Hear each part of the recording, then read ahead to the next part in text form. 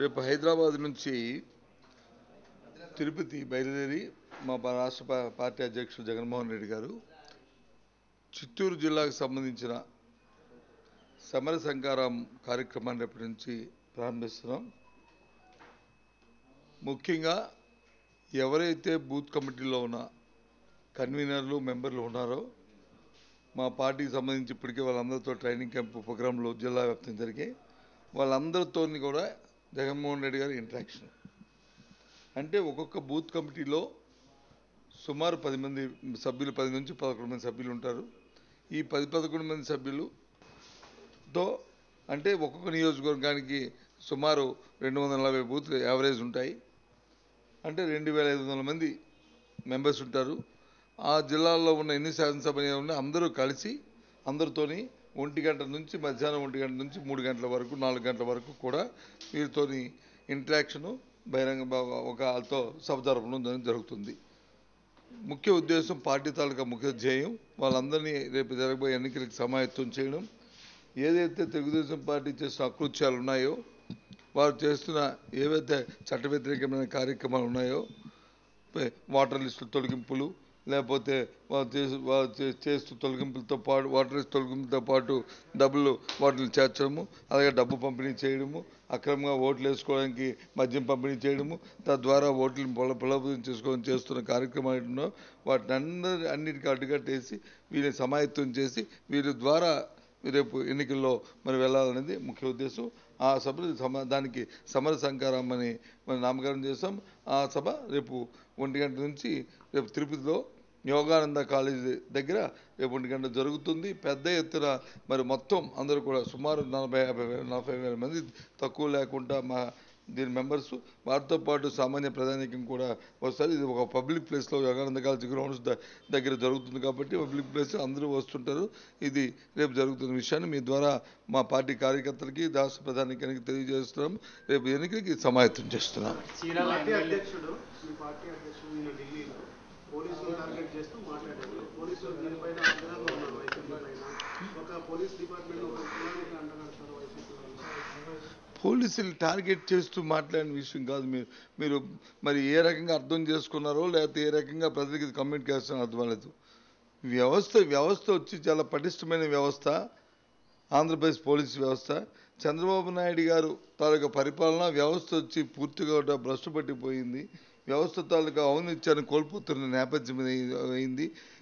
వ్యవస్థలో ఏదైతే పర్టికులర్గా చెప్పిన ఆ డిఎస్పీ అనే ఉద్యోగం ఏది ఉందో అందులో ఎన్నో కులాలు ఉన్నాయి, ఎంతోమంది ప్రతిభావంతులు ఉన్నారు, ఎంతోమంది విద్యావంతులు ఉన్నారు, ఎంతో ఎఫెక్టివ్గా పనిచేసిన ఆఫీసర్లు ఉన్నప్పటికీ కూడా ఒక ఎన్నికల దృష్టిలో పెట్టుకుని ఒకే సామాజిక వర్గానికి ఆయన సామాజిక వర్గానికి సంబంధించిన వారికే ఇచ్చిన పోస్టింగ్ మళ్ళీ ఒక సబ్ డివిజన్ నుంచి ఇంకో సబ్ డివిజన్కి ఫోకల్ పోస్టులు ఇస్తూ మిగతా వాళ్ళందరికీ నిరాశ కల్పిస్తున్నారు. ఇవంతా చేయడానికి కారణం ఏంటంటే వీరి ద్వారా రేపు ఎన్నికల్లో జరిపించాలని డబ్బు పంపిణీ చేసి తద్వారా ఎన్నికల్లో అక్రమంగా విజయం సాధించాలని ఒక దుర్బుద్దేశంతో చేస్తున్న విషయాన్ని ఎన్నికల కమిషన్కి వచ్చి కంప్లైంట్ చేయడం జరిగింది. అదే విషయాన్ని ప్రెస్కి కూడా చెప్పడం జరిగింది. ఇది వాస్తవం కూడా మీకు కావలిస్తే ప్రూఫ్లతో సహా ఎవరైనా కాదంటే చెప్పనండి, ఎక్కడికి వెళ్ళేసి వస్తాం. మేమేమి అధికారులకి ఏదో ఇందాక చూసాను టీవీలో అధికార సంఘాలు ఎందుకంటే ఖండిస్తారు. వాస్తవాలు తెలిసి మీ సోదరులు మీరు ఎంత ఇబ్బంది పడుతున్నారో చూడండి, దాన్ని ఎంత బాధపడుతున్నారో చూడండి. ఒకే దగ్గర వచ్చి ఇవాళ ఒక డిఎస్పీ వచ్చి ఒక దగ్గర చేస్తారు, మళ్ళీ అతనే ఎన్నికలకు వచ్చి ఇంకో దగ్గర చేస్తారు. ఇది సామాజిక వర్గంలో ఒక ఆర్డర్ చూస్తే ఆ ఆర్డర్లో నుంచి పగల పోస్టులో నుంచి 10 పోస్టులు ఇస్తే అందులో 8-9 పోస్టులు ఒకే సామాజిక వర్గం ఉంటున్నాయి. ఇది వాస్తవం చెప్పారు, దాంట్లో తప్పేముంది? దీంట్లో అబద్ధమేముంది? ఇది నిజం కదా. మేము 10 సంవత్సరాలు మంత్రిగా చేసాం, గవర్నమెంట్లో ఉన్నాం, మాకు తెలుసు కదా వాస్తవాలని. ఇంకా అంతేనా?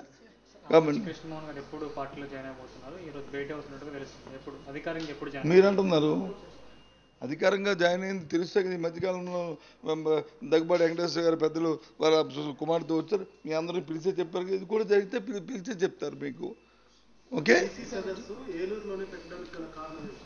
బీసీ సదస్సు ఏలూరులో పెట్టడానికి కారణం ఏంటంటే ఏలూరు అనేది రాష్ట్రానికి వచ్చి మధ్యగా ఉంది, కేంద్రం ఉంది, అందరికీ అందుబాటులో ఉంటుంది, కమ్యూనికేషన్ ఈజీ అవుతుంది. దాంతోపాటు పశ్చిమ గోదావరి, తూర్పు గోదావరి, కృష్ణా జిల్లాలో బలహీన వర్గాలు, రెండు జిల్లా తూర్పు పశ్చిమ గోదావరి జిల్లాలో బలహీన వర్గాలు ఎక్కువ శాతం ఉన్నారు.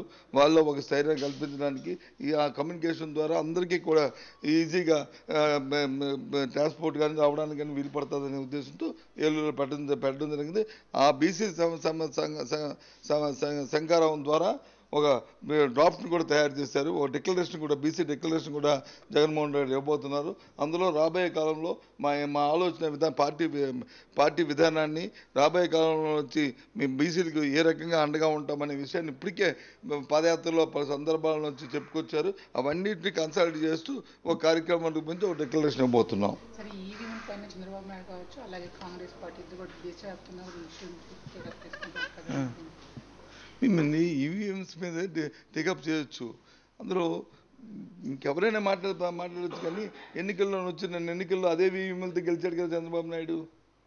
మరి ఇవాళ వచ్చిండు దాంట్లో ఏమైనా లోపాలు ఉంటే లేదు తప్పులు ఉంటే దాని మీద సరిదిద్దమని చెప్పిన అంటే ఏంటి? గత ఎన్నికల్లో 2014లో భారతీయ జనతా పార్టీతో తెలుగుదేశం పార్టీ చంద్రబాబు నాయుడు కుమ్మక్కై ఆ రెండు పార్టీలు కలిసి ఇప్పుడు చంద్రబాబు నాయుడు చెప్తున్న లెక్క ప్రకారం మొన్న ఎన్నికల్లో వచ్చి ట్యాంపరింగ్ చేసి ఎన్నికల్లో విజయం సాధించారనేది తేటతెల్లం అవుతుంది.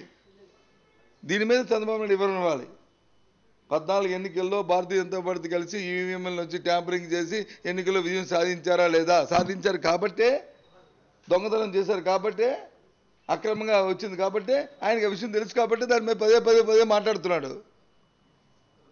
లేకపోతే ఏ రకంగా వస్తుంది? దానికి ఏమైనా సమాధానం చెప్తాం మనం? అందులో ఏమైనా సమాధానం ఉంది? ప్రజాస్వామ్య వ్యవస్థల మీద మనం వచ్చి నమ్మకాలు ఉంచుకోవాలి. దాని మీద ఉంది లోపాలంటే లోపాలు సరిదిద్దమని చెప్పాలి తప్ప చెయ్యి కురుపుచ్చిందని చెయ్యిని తగ్గొట్టేస్తామంటే అది కరెక్ట్ కాదు కదా. మరి 2004లో ఎందుకు ఒప్పుకున్నావు? ఏ రకంగా అంటే భారతీయ జనతా పార్టీ మీరు కలిసి ఈవీఎంలు ట్యాంపరింగ్ చేసి తెలుగుదేశం పార్టీ 2014లో గెలిచింది. ఇది వాస్తవం. ఇది చెప్పగా చంద్రబాబు నాయుడు చెప్పిన మాట ఇది. ఓకే.